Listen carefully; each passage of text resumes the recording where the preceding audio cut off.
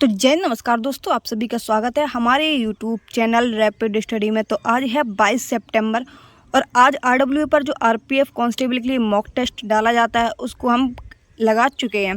तो आज इसका रिव्यू करने वाले हैं कि आज जो इसमें स्कोर क्या रहा है हमारा, ठीक है। और साथ ही में अगर आपने अभी तक नहीं लगाया है तो जाकर एक बार लगाइए, उसके बाद में कमेंट बॉक्स में अपना स्कोर शेयर कीजिए हमारे साथ में। तो चलिए करते हैं अपनी वीडियो की शुरुआत। और आज सैलरी कितनी होती है आरपीएफ में, एसआई की और कांस्टेबल दोनों की बात करेंगे, ठीक है। वैसे तो ये एग्ज़ाम जो है वो दोनों के पर्सपेक्टिव से डाला जाता है, चाहे कांस्टेबल का पर्सन हो चाहे एसआई का एग्ज़ाम देना हो, दोनों के लिए, ठीक है। तो करते हैं अपने वीडियो की शुरुआत। तो पहला क्वेश्चन, पहली बात ये है कि क्वांटिटेटिव एप्टीट्यूड में यानी कि मैथ में आज जो स्कोर है वो कितना रहा है। तो 28 क्वेश्चन जो हैं वो ओवरऑल करेक्ट रहे हैं और 5 क्वेश्चन जो हैं वो इनकरेक्ट रहे हैं। अनअटेम्प्ट की बात करें तो 2 क्वेश्चन जो हैं वो मैथ में आज अनअटेम्प्ट हो गए हैं। आज इसमें 5 क्वेश्चन इनकरेक्ट कैसे हो गए, क्योंकि क्वेश्चन जो है वो हमने ढंग से पढ़े नहीं है। क्वेश्चन लो लास्ट में क्या पूछा गया है, उसमें एक आयु वाला पूछा गया था कि उसकी मतलब छोटे वाले की आयु कितनी है, तो उसमें हमने 12 लगा दिया था। जबकि उसमें ये क्वेश्चन पूछना चाहिए था कि वर्तमान आयु कितनी है। आयु पूछने में और वर्तमान आयु में हम थोड़े से कन्फ्यूज हो गए और हमने 12 लगाया, जबकि उसमें पूछ रहे थे कि वर्तमान आयु कितनी है उसकी।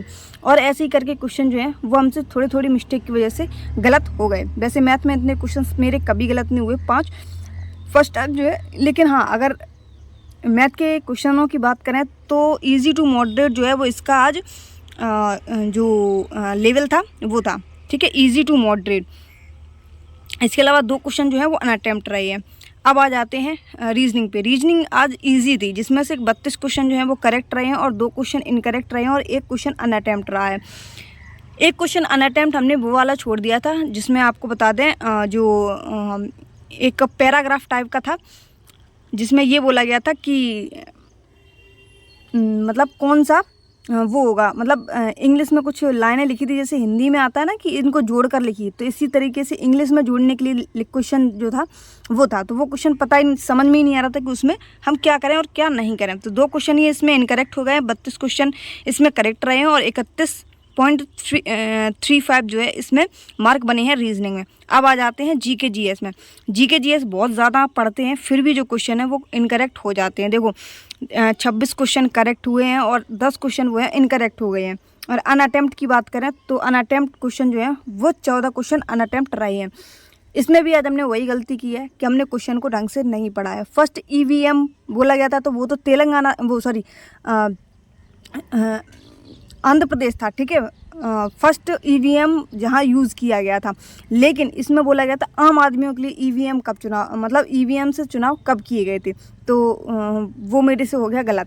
और भी ऐसे कई क्वेश्चन थे जो मिस्टेक की वजह से हो गए, क्योंकि लास्ट में हमने वो एक क्वेश्चन था कि सेकंड नंबर की कौन सी भाषा है, तो हमने ये नहीं पढ़ा कि सेकंड नंबर, सिर्फ सबसे ज़्यादा भाषाई परिवार की बात है, हमने आरोपीय भाषा लगा दी। जबकि सेकंड नंबर की कौन सी है तो उसमें पूछा गया था सेकंड नंबर की, तो द्रविड़ जो है वो सेकंड नंबर की भाषा थी, ठीक है। तो इस तरीके से ये काफ़ी क्वेश्चन जो है वो इसमें गलत हो गए हैं, किसमें, जीके जीएस में।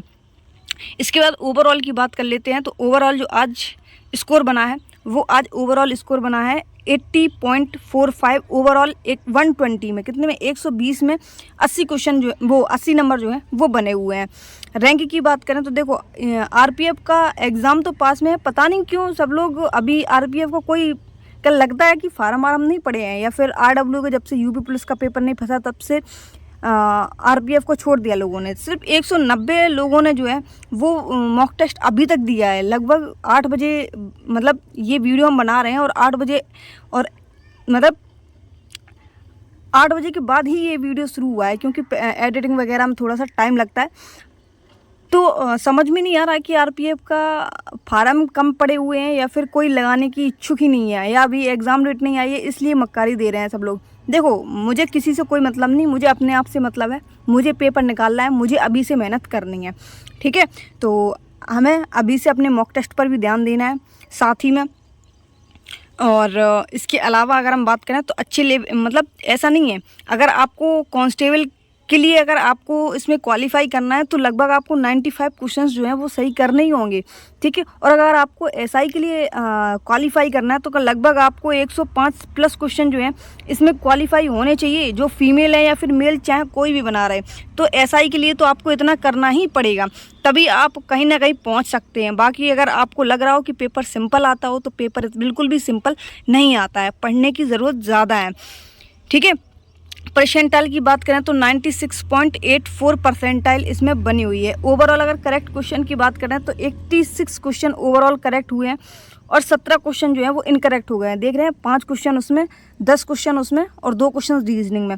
इसमें 17 क्वेश्चन जो है वो इनकरेक्ट हो गए हैं, 17 क्वेश्चन जो है वो अनअटेम्प्ट रहे हैं। एक्यूरेसी की बात कर लेते हैं तो 83.49% जो है इसकी एक्यूरेसी रही है। अब आ जाते हैं किसकी बात करते हैं कि मोटिवेशन आपको कहाँ से मिलेगा। तो मोटिवेशन के लिए हम आपको बता दें कि कहाँ से मिलने वाला है।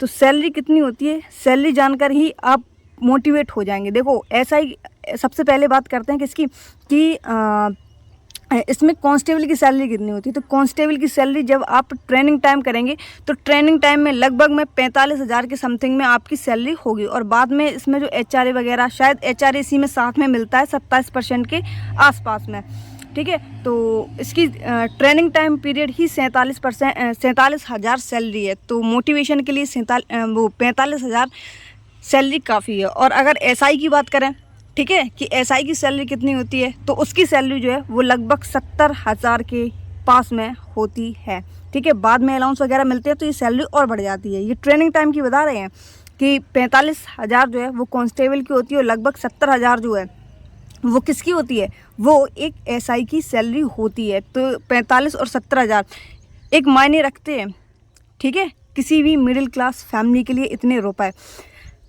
अगर आपको इतनी सैलरी देखकर भी मोटिवेशन नहीं मिला तो देखो इससे बेहतर मोटिवेशन हम आपको नहीं दे सकते, ठीक है। अगर आपको एसएससी परमार की जो अभी एनटीपी आरआरबी के लिए जो क्लासेस चल रही हैं, देखो एनटीपीसी हो या फिर क्या बोलते आरपीएफ हो, GK GS same to same पूछा जाता है सभी में। ज़रूरी नहीं है कि जीके जीएस को कुछ बदल लेंगे, हिस्ट्री को बदल लेंगे या पॉलिटी को बदल लेंगे, होता वही सब कुछ है, ठीक है। थोड़ा मैथ का लेवल अप और डाउन हो सकता है, तो आपको अपर लेवल पढ़ना है, डाउन लेवल आपका अपने आप कवर होता चला जाएगा। और रीजनिंग की तो फिर अपने दिमाग के ऊपर होता है कैसी उसमें क्वेश्चन जो हैं वो फंस रहे हैं।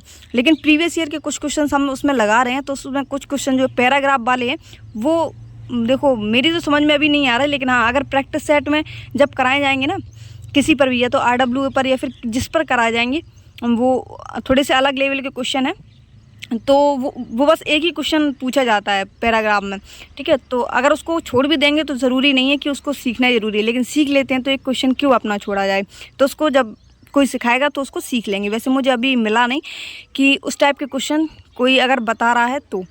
और हाँ, मैथ में एक क्वेश्चन वो वाला मेरा छूटा है जिसमें संरेख वाले जो हाई स्कूल में क्वेश्चन होते हैं, नियतांक वगैरह होते हैं, जिसमें x2 minus x1 upon y2 minus y1 equal to m1 upon m2 करके इस तरीके से होता है, ठीक है। नियतांक करके एक क्वेश्चन था, वो वाला क्वेश्चन मेरा पूरा छूट गया।